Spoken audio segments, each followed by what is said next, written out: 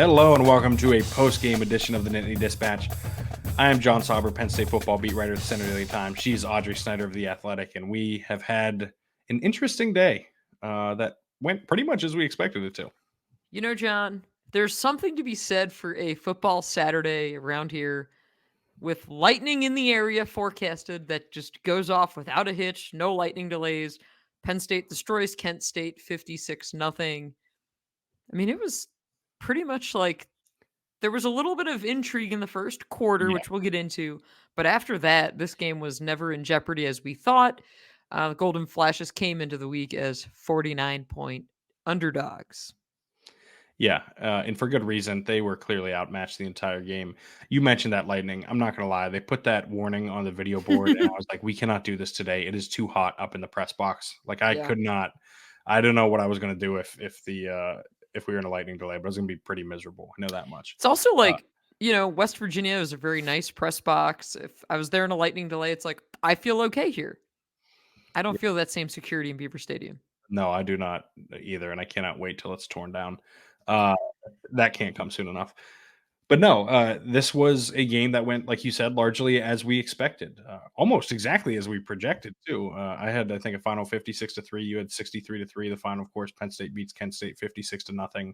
Silly us for projecting a field goal there. How dare we? But it was a game that you mentioned, and we may as well start there with the first quarter. That it was a little, maybe a tiny bit stressful for fans in the first quarter. But if you really, and I'm looking forward to going back and rewatching the game tonight Mhm. into the morning. But it was mostly close because Bo Prabula threw a random interception that was like really happenstance related. Like James Franklin mentioned, I believe that Kent State ran a stunt on that play, and that defensive lineman just happened to be on the stunt, running into the spot where the pass was intended to go. And so it was really weird and really random and nothing. It doesn't seem like anything, anyways, that anyone's worried about. Mm, Uh, it, well, are John, you? here's Are you worried? here's I'm not worried. But here's what I will say before we get into this. Don't forget to rate, review, subscribe. Yes. 5-star reviews are appreciated, but not required. If you're watching us on YouTube, hit the No, I'll subscribe say button it. down. 5-star reviews are required. They're Nothing else. required. Yeah. Please Yeah, just the now we're 5 gonna get a bunch stars. of 1 stars. Yeah, um, that's true. so yeah, if you could subscribe on YouTube, you won't miss a future episode, which means you'll hear from us next week. We'll be back midweek like usual, but also we do For know a big matchup. Saturday night, 7:30 p.m. That is confirmed on NBC, Penn State, Illinois, the big ranked matchup. But John, back to nitpicking this first quarter. The only concern that I have is the fan reaction that we're going to get from the Bo Prabula package and taking the football out of Drew Allar's hands. And there's going to be that piece, right? Like, we know that the backup quarterback's usage is going to be polarizing all year. We've talked about this before. And so that's my only concern, is that it opens the door for those little moments. Yeah, I guess so. I just think there's reason I think to not want that, right? You mentioned taking the ball out of Drew Allar's hands. I think that's the primary reason.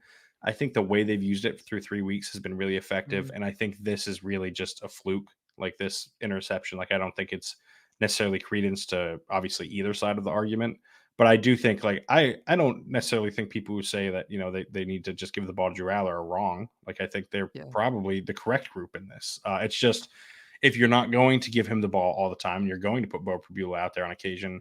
It's doing it in scenarios where it's actually beneficial. And to me, this does not feel like a scenario where, or any of these scenarios so far this season, I haven't felt like, why is Prabula in there, right? Like, it feels like they're interspersing it properly.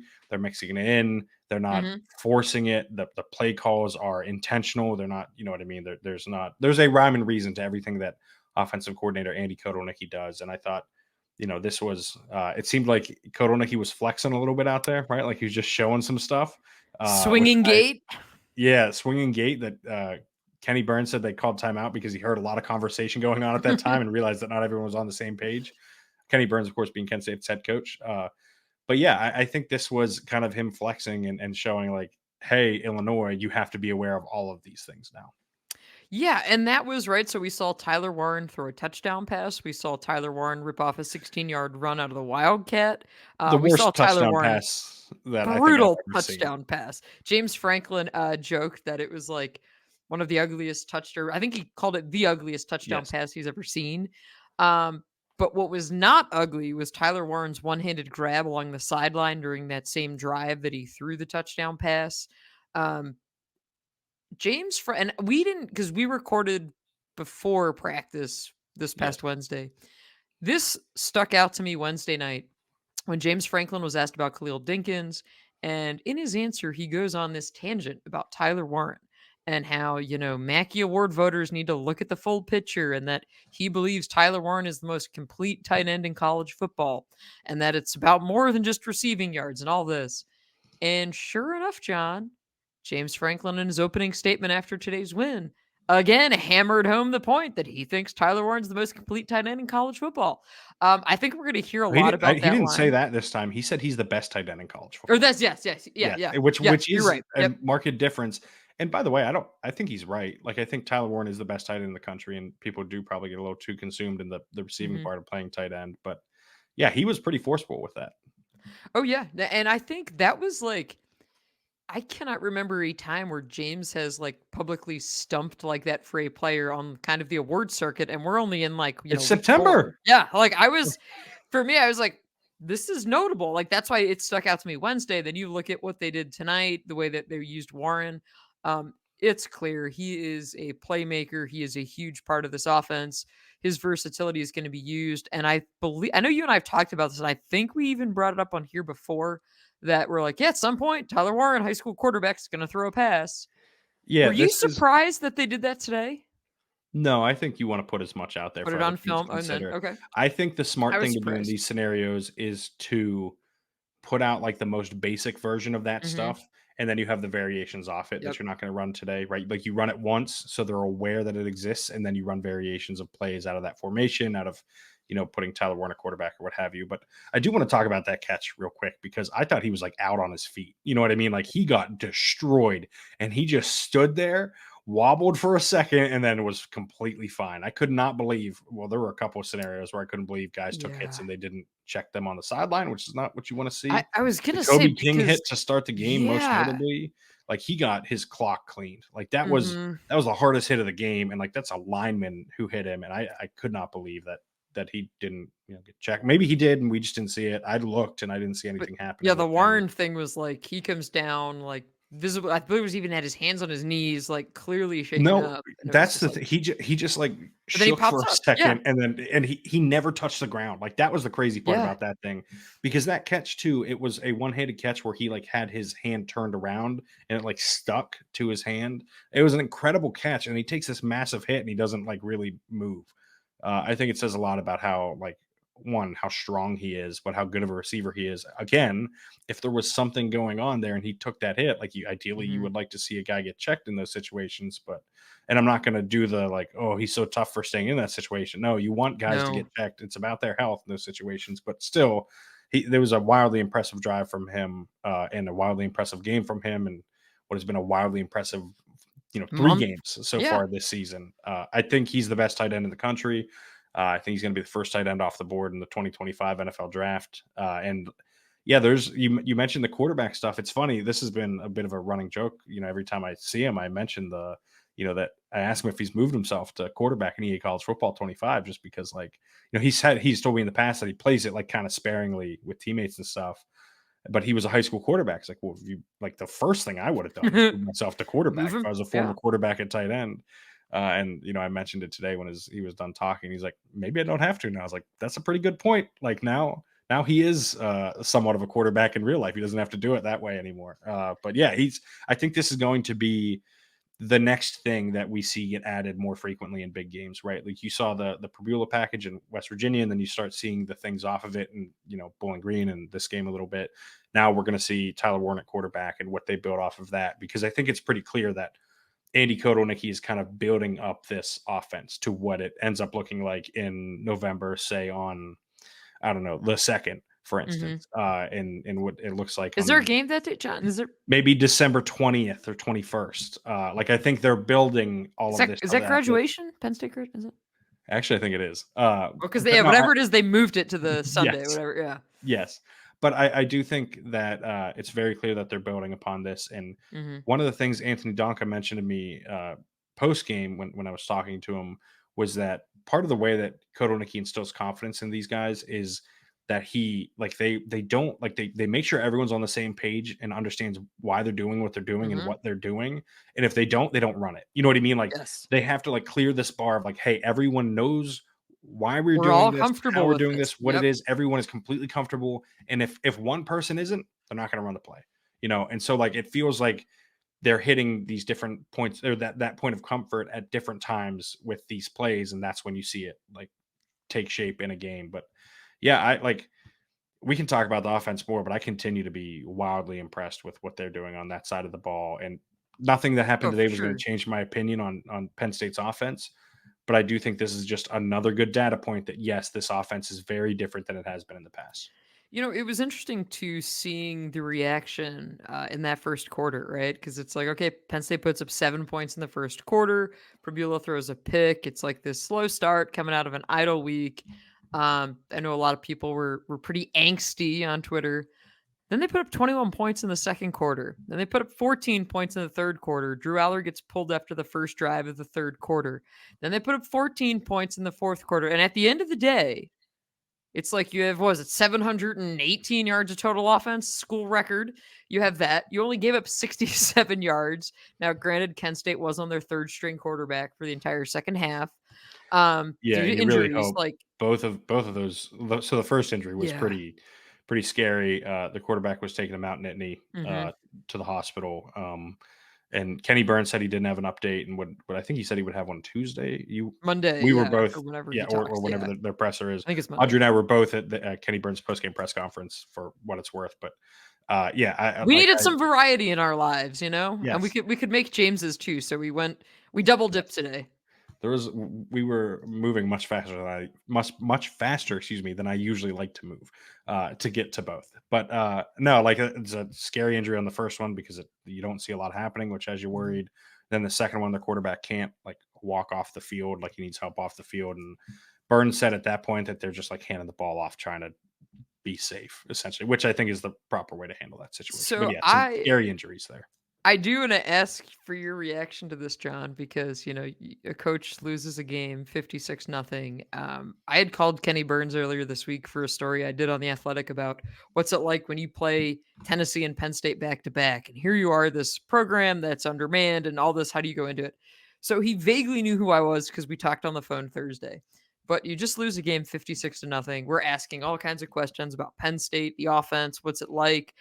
He's coached here before at Minnesota when he was the running backs coach on PJ Fleck's staff.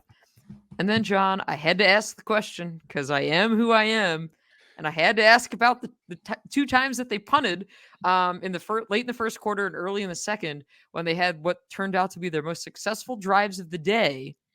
And he said part of that was because of the quarterback, that they had Yeah. considered going for it on fourth down, but they checked out of it.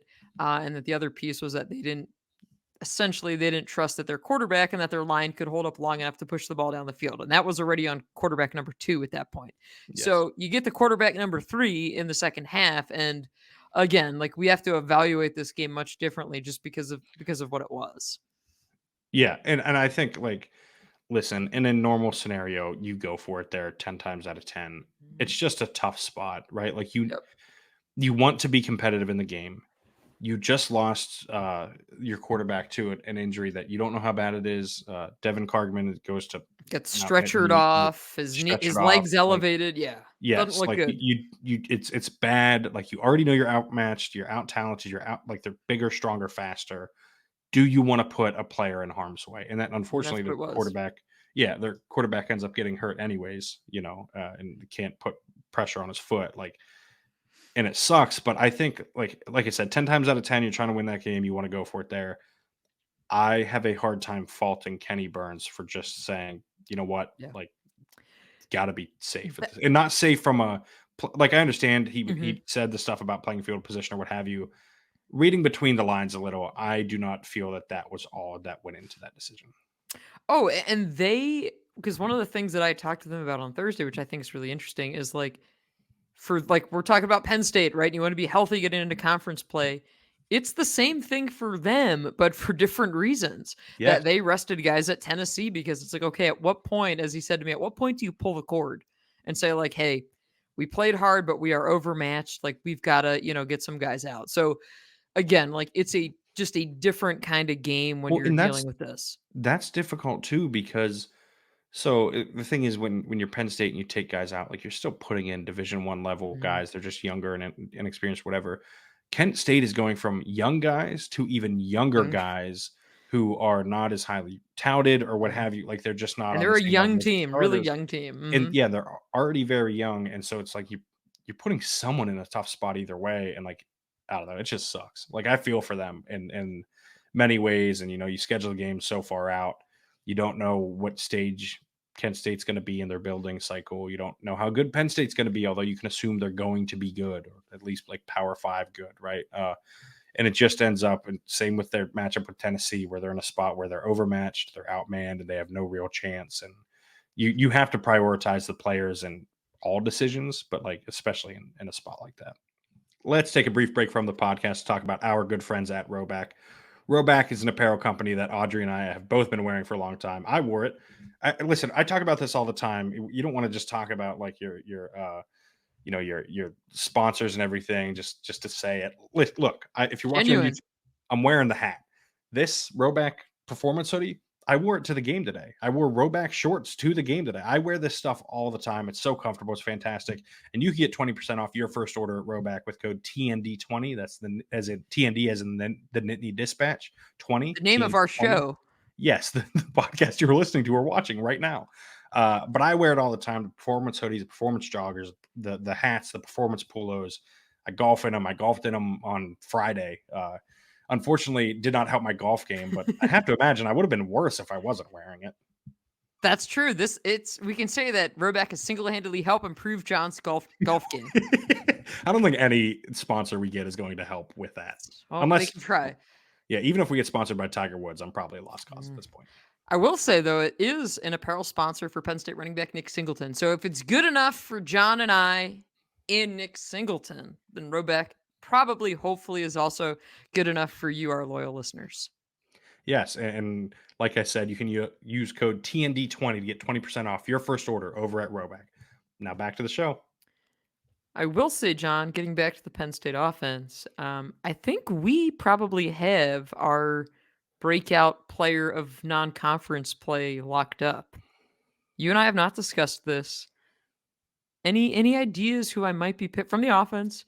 Breakout player of I was going to say non-conference breakout play. play. That's Like asking no, a lot. I don't remember anything from Bowling Green. I mean, I'm like it a dog. depends. My brain just doesn't exist. Yeah. Oh, I know. You know this. You know. I've been aware of You've this for a seen while. this.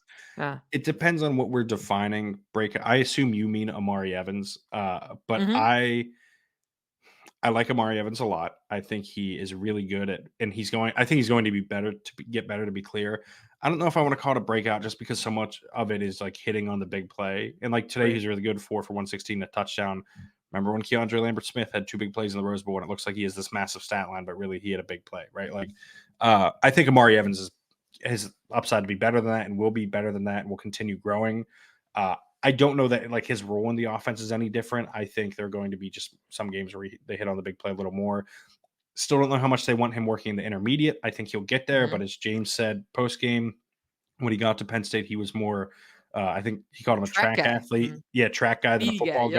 guy, Mhm. and so like he's still rounding into some of the finer the refinements of playing wide receiver, and he's continually getting better, which is really promising. And I think he has a chance to be their number one next year, but I hesitate to call him a breakout because I think some of it is just circumstantial and like his role lends itself to a big game, right? Like it Right. lends itself to a 4 catch, 160 yards and a touchdown. Whereas like Julian Fleming's role is probably more valuable still, or Blocking. just at least just as valuable. But it's not going to show in the stat sheet as frequently just because like he's not this massive deep threat. By the way, I thought Fleming looked really good today, and that was notable. 2 catches, 60 yards, long at 39. I Um, don't know what it is. It feels like he is getting open frequently, and it's just not mhm. either it's later in the progression and the rush gets there, or like it's a tick late and him and Drew's Yeah, timing are off. he's a bit But of a victim of circumstance, it yes, feels like, in and non-conference play, yeah.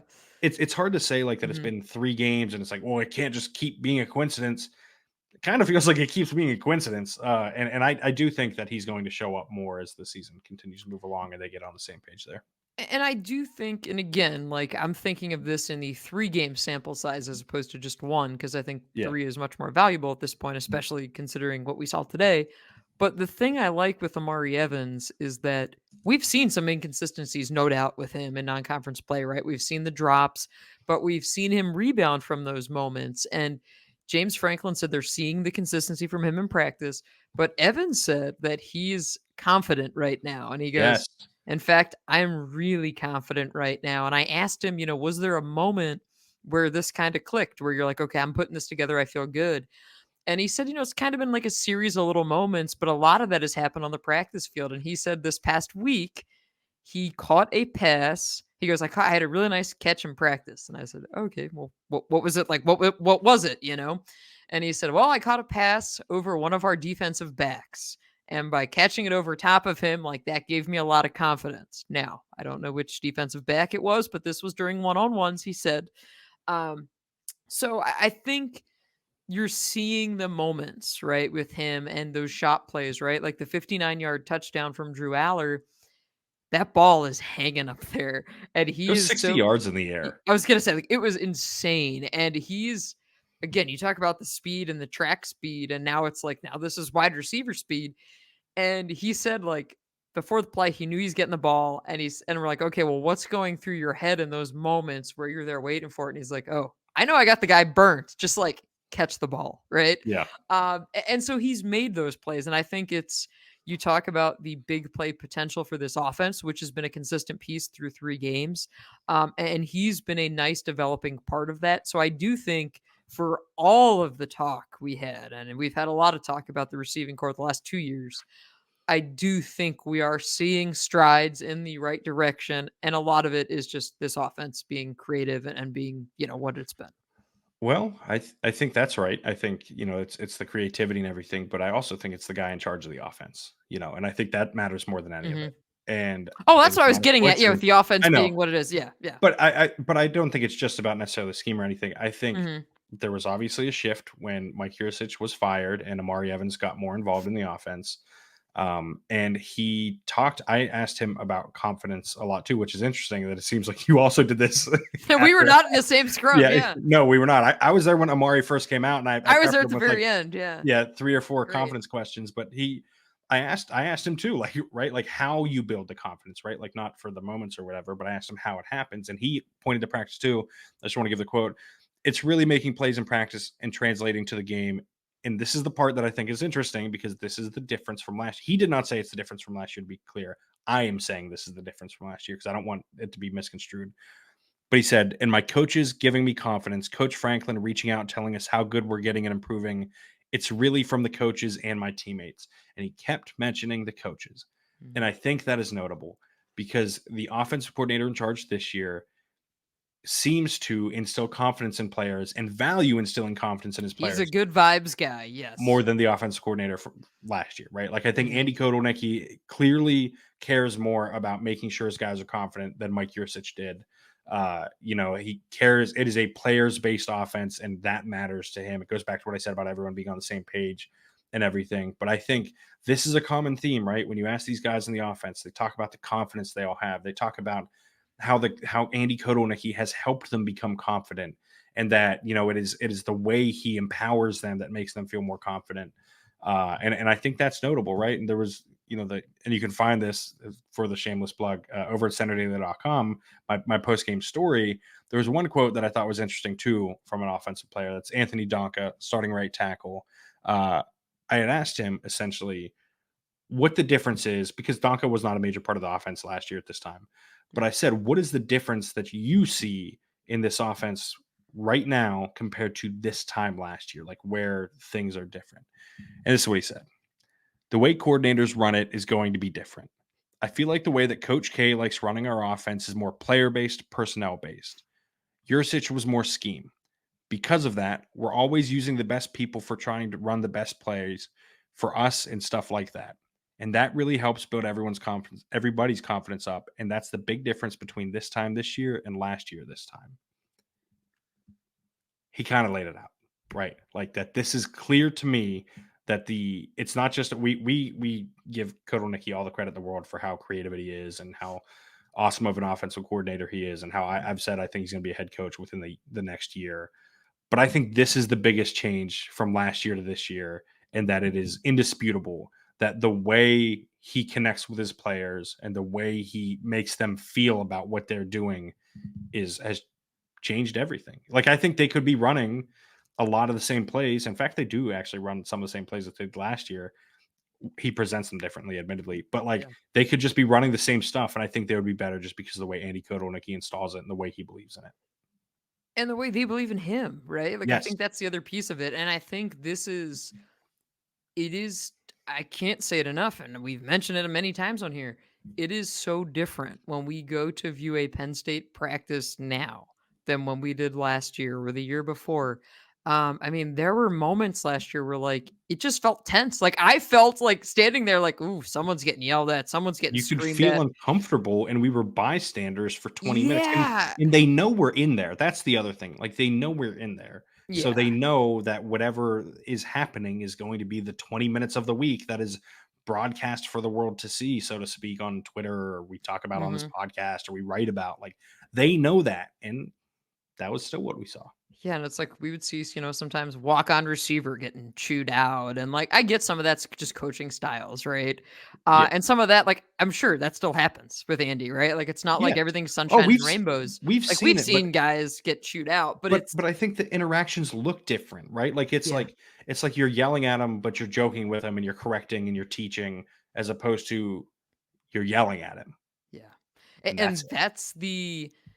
that to me is the interesting piece of this because it's like it goes back to the teacher in the classroom, right? And Yes. how do they learn best? And I think Andy Kotelnicki is really hit on that, and it's just been like this really perfect match so far through non-conference play. But we hit on it earlier, but Drew Allar. I do wanna Go say ahead. real quick to that Donka quote, to be clear, he was not disparaging Mike Yurcich. He Mhm. was just illustrating that different coordinators do it differently and what they Right. base their play calling around. Like, I don't want this to turn into a Anthony Donka did something or said something. He did not. Like, he was just explaining the differences in how they operate. Yeah, we're gonna Any snip it, and conjecture from it is from me, we're not gonna snip it and just make sure it's yeah, tweeted, tweet it and out. all the angry replies go right to John.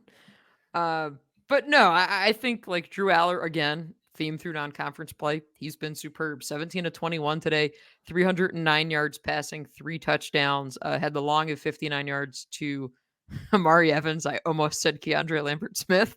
Um, that would have been a plot twist for listeners. Um, the Aller performance through non-conference play. Again, it is, I think, about as good as you realistically could have hoped for going into Big Ten play in the big bad expanded Big Ten. I feel like this is an offense on really solid footing. I feel like this is a team that we saw the offensive line get a lot of rotations and a lot of depth pieces in there today, which we saw at one point. Nolan Rucci spent one series at right tackle. The next series they came out, this in the second quarter. Next series he was at left tackle. And this will be like on the rewatch when we get the snap counts. We'll get into more of this stuff on the midweek episode. But there was a ton of rotating, and that's what you want to see, right? You also don't want to see your quarterbacks getting killed during all this rotating, and that didn't happen. Now, again, today's a Yeah. different circumstance, but I do feel like we probably haven't talked enough about the offensive line and kind of the job that they've been doing kind of through this 3-game sample size too. Yeah, no, well, I mean, that's the thing, right? Like, they're so good, we don't talk about them a lot, and I think they're gonna continue to That's be our good. highest praise. Yeah, like, and I mean, I don't have a ton more to add. Like you said, they were able to rotate, and there weren't too many issues. There were a couple times where there was some pressure on the inside that forced Drew Allar to roll out and escape and try and find something. There were a couple plays he made when he was on the move, finding guys downfield. I Hmm. thought was really impressive. But yeah, I think the highest compliment you can give about the offensive line in the pass game is that you don't notice them. In the running game, you do notice them, and that is still a good thing, right? I think they've reached the point as a program where it's kind of a surprise when the offensive line isn't performing at this level. We've Mhm. seen it now for a couple of years that they've Phil Troutwine, Frank Leonard, James Franklin, whoever's been the coordinator at the time, they've consistently had good offensive lines, and I don't know. I kind of expect that to be the case for the foreseeable future. One of the other interesting notes today was that former Penn State offensive line coach Matt Limegrover, he's now the offensive Yes. line coach at Kent State. He was on the sideline, and post game, like we're on the field the last 5 minutes typically, and at the very end of the game, I kind of saw Limegrover from across the Yep. sideline and was like, "Oh, let me Same just here. kind of see what these reactions or interactions are like between him and some of these guys that he knows from recruiting and that type of thing." One of the most interesting interactions was he met up with Nick Dawkins, like sought Yep. out Nick, found Nick, gave him a big hug, and like they spent a while chatting in what looked like a super like meaningful conversation. Yeah. So that was really cool to see just because again, like this program, when it comes to the offensive line, they've been through a lot of guys, a lot of different coaches, a lot of different philosophies, blocking schemes, all these different things. And so you see a moment like that, and that was certainly like meaningful for those guys. He also found Andrew Nelson, which again kind of takes you back a ways because you're like, oh yeah, like obviously Andrew Nelson was here.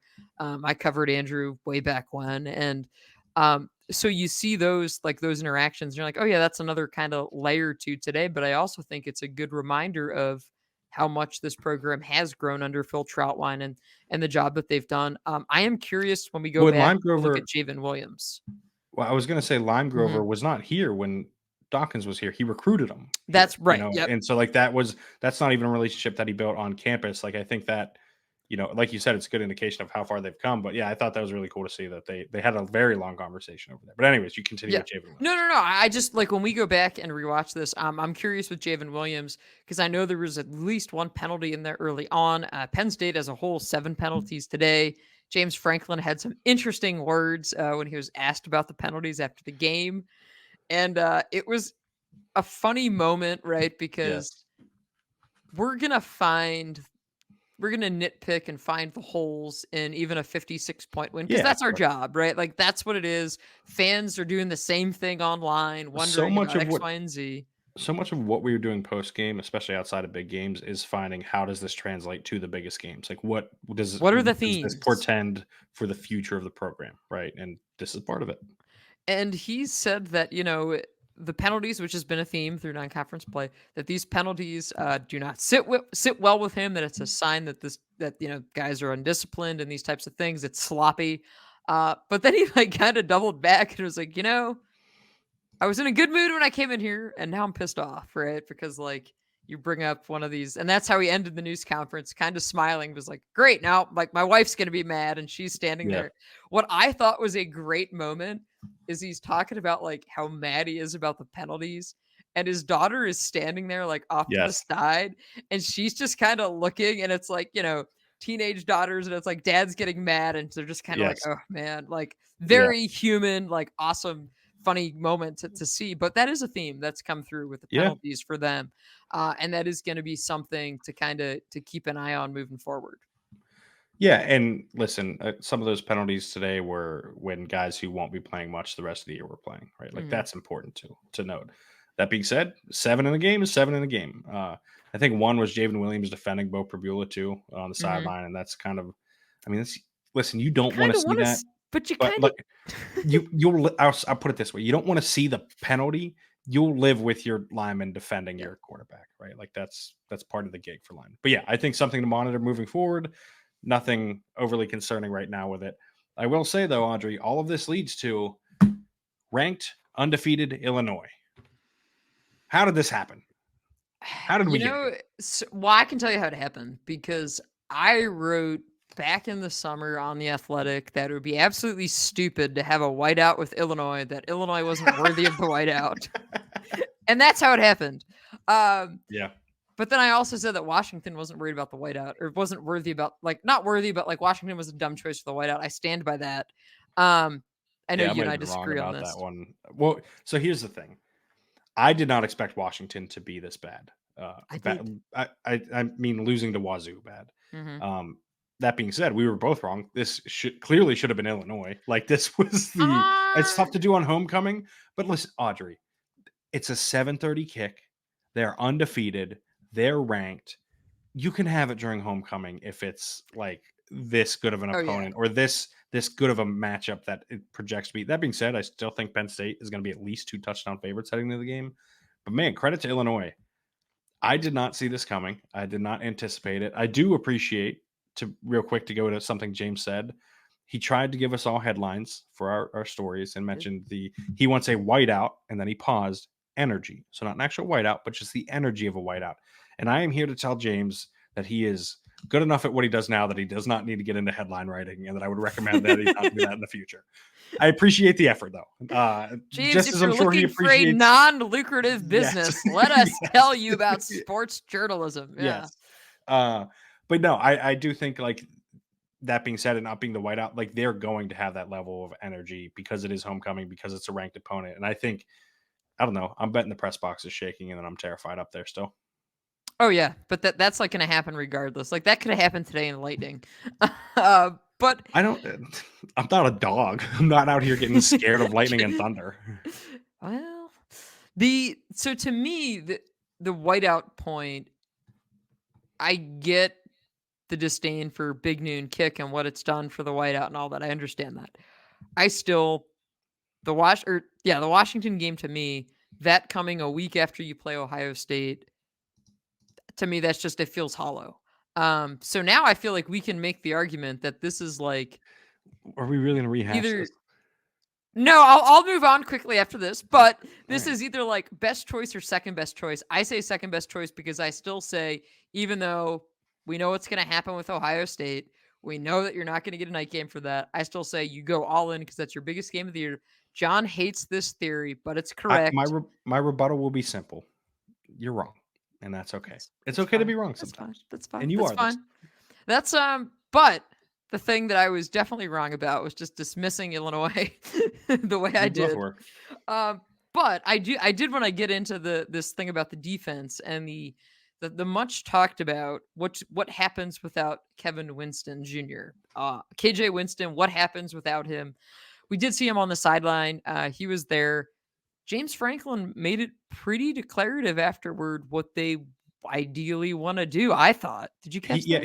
He said this Wednesday too, though. Like that He said they it Wednesday, but it wasn't as definitive on Wednesday. yeah, but I think it was you know what I mean. He was We pretty read much the tea leaves. Yeah. allowing us to read between the lines because I had asked him Wednesday about does having Cam Miller there kind of put them in a spot where they can't like is there anything they Mhm. can't do with Cam Miller there?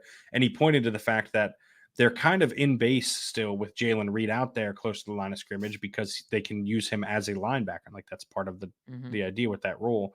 And he said again post game today that ideally Dejon Lane is kind of ready to go as a safety so they can put him back there with Zakee Wheatley and keep Jalen Reed closer to the line of scrimmage where he's been excellent this season, Mhm. where he's been, I mean, their most productive player, I would argue, this season on defense at least. And they want to keep him in that spot. I'm curious to see how that plays out. They had Antoine Belgrave Shorter back there. They had Vabu Torre back there. I don't expect Vabu Torre to be like a key piece of this year's team. Mhm. Uh, I'm curious about the Belgrave Shorter stuff. Like James went out of his way to mention him on Wednesday, so I'm curious to see how he takes to the position. But yeah, I think it's obvious at this point that they want two guys back there that are like more safeties and allow Jalen Reed to stay in this role. And I don't know. It's Kent State. It's always tougher to tell, but I thought Dejon Lane looked good out there. I didn't see anything. I didn't notice anything live that stood out. We'll see when I go to do the rewatch tonight what that looks like. But yeah, I thought it was mostly good, and that there's a reason to believe that they'll be able to stick with that.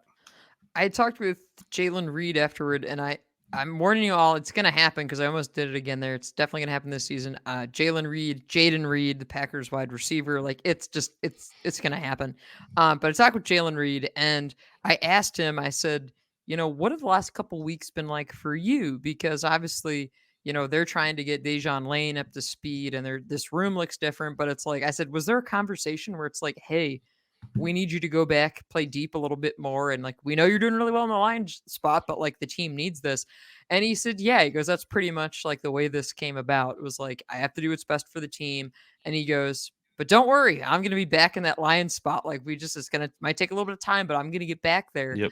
Um, and he reiterated that he is unsure how long KJ Winston's out. Again, long-term injury, which is very kind of open-ended at this point. Yeah, I'm debating. Well, so I believe it was said on the Uh-oh. radio broadcast that he's done for the year. I'm not saying that's the case. I'm not even saying that that's what I've heard, but like it just feels important to say that. I That didn't listen to the radio broadcast. This is not me. This is I all was coming from what John heard, not me. No, I'm I not was involved. told I was told this happened. I was not listening to the radio Mhm. broadcast, to be clear. So I've not independently confirmed this. This is why I've not said it on Twitter or anything, and only bring it up here because it has been said, and it's worth noting that Mhm.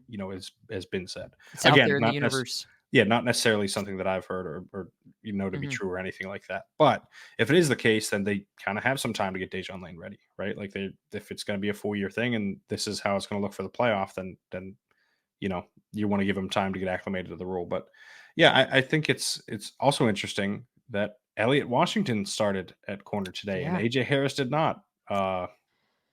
Curious is what I'll call that one. That their I best corner this season did not start.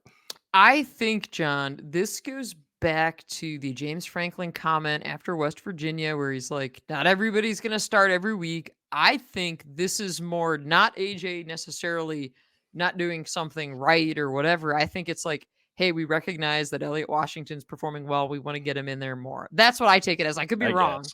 Yeah, Yeah, I don't know. I thought it was unusual. And actually, I don't think James got asked about it afterward. I don't think. No, and to be clear, sometimes I say I don't know, and I don't actually mean I don't know. I really don't know. That is the game happened. It ended 5 hours ago, and I haven't had a chance to talk to anyone about anything. So I'll be curious to see if anything comes of Mhm. that. I'm sure James will be asked about it at his Monday press Because that conference, was and an we'll intr dig a little yeah, more into it. that was an interesting one where you're kinda like, "Okay, is it just simply you wanna get a younger guy, a starting experience and value that, or is there something behind the scenes?" I don't know, as well on that, but yeah, that was a curious one. I have not looked at the participation report yet to parse through that beauty because that's gonna Oh be God, I'm terrified too. but what I will say is that Penn State athletics had tweeted or had posted in our game notes earlier today that the list of players that have played during non-conference play uh, it was exhausted. Do we However, have that much time? during non-conference games, I'll focus on the freshmen. Penn State did have 13 true freshmen play in non-conference play. So again, not just today. But that's a robust list. Max Granville, right, the defensive end who reclassified, was somebody that we saw out there a good bit today. This is someone who should theoretically still be in high school. We saw Tasir Denmark out there. Jalen Harvey played. Obviously, we talked about Dejan Lane. Quentin Martin Jr. got in later on in the game, and Robbed of a as touchdown.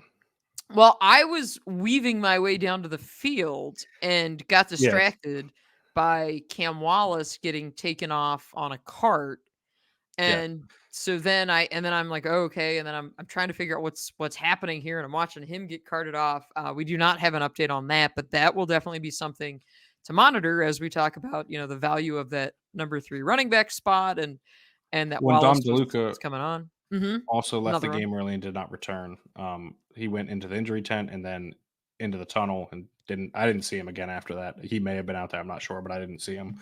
When I say out there, I don't mean on the field. I mean like on the sideline even. Like I didn't uh wasn't able to find him. But you mentioned the Quentin Martin one just for some good color on that.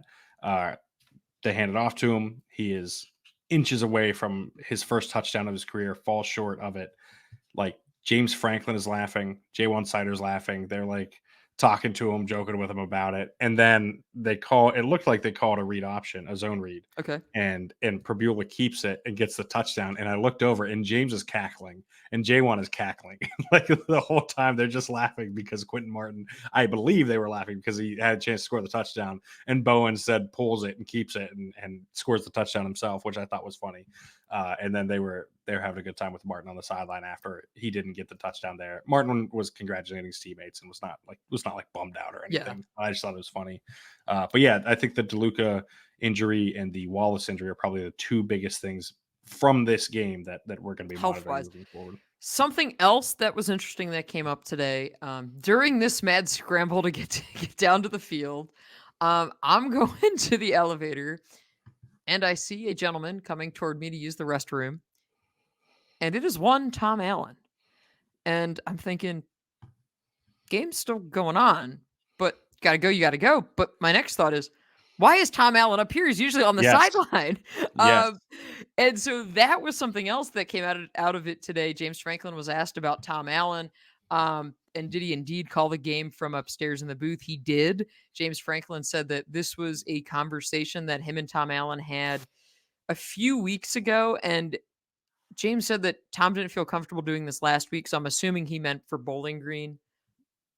Because he said he didn't feel, because but that was when they had the communication issues. But that's what, so the timeline, I'm not totally sure of yet, because maybe he didn't want to at first. Now I don't know. Because my thing was like this to me, and again, maybe I'm wrong, but it felt like a response to the communication issues in that first half against Bowling Green. And James Franklin said that there are certain things that, a head coach obviously needs to be on the sideline because you're doing a million things. That Tom Allen was previously the head coach at Indiana. So there was part of him that I think probably wanted to be down there. And that's just kind of, he's very, very, very hands-on. But James Franklin has said consistently, like, he feels the best spot for coordinators is upstairs, where you can see the whole full layout of the field. So he was non-committal about where Allen will be moving forward, but that's going to be interesting, just because that is a bit of a different wrinkle there. But I had to do a double take because I'm like, what? Like, there's only 3 toilets here, man. Like, I don't know what you're looking for. Like, we're limited. We have no vegetables in this press box and only 3 toilets. So here we are. And it is worth noting too that Justin Lustig was handling the on-field communication. It seemed like, you know what I mean? Like, he was the one talking to the defense when they would come to the sideline and everything. I was trying to find James's full quote here about people who are watching on YouTube probably frequently see me turn my head to the right and look at my second monitor as I pull up stats and everything. I was trying to find James's full quote on this, just to give the transcription. Here it is. But took me long enough, but we are here. So I thought it went really well. I brought it up last week about going up into the box.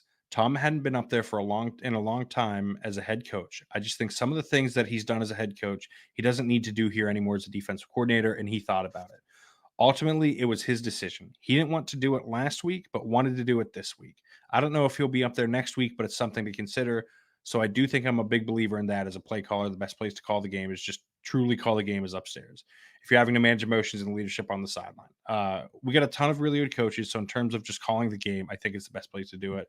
There's some other good things that I'll get into maybe later on Tuesday with you guys, but I thought it was really good. And then we'll have some discussions this week and see if it makes sense for our next opponent. And by Tuesday, he definitely meant Monday. I did notice that. He said Tuesday, like, we're all creatures of habit here, James. But no, I think it is interesting. From just reading the transcript, I'll go back and rewatch it again too. But like, it does seem like it was a discussion that started during the bye week. Maybe Tom was like hesitant, and then they finally decided this week, like, okay, he'll give it a try. And honestly, like, if you're gonna try it, good week to try it. Try it for Penn State. Like, it's fine. It doesn't matter. He could have been like sitting on the moon calling the plays, and it wouldn't have mattered too much. Well, that was part of my thought was like, and I was like, well, I mean, this is the game, right? Like, and I guess they don't have toilets on their floors. I guess that's the. Oh, they don't. But I'm not going to blow up anyone's spot or anything, but there's no toilets on the floor, right? That's which again really speaks to the pristine conditions on this box area of why that thing's getting blown up after this season. Things like that. But I think that is probably a good place to leave it. We will be back again soon enough to talk Illinois and what has become a pretty enormous game. And like, listen, I was like making the jokes a couple weeks ago. I don't think I said it on here about like it being, when I started to hear it was going to be a night game. I was like, really? This game is going to be a night game? Especially it's homecoming. People are going to be drinking in the lots all day. Like, you're going to do this to everyone, make it a night game. It's like, well, now it makes a lot of sense. So credit to those who had more foresight than I did on this one.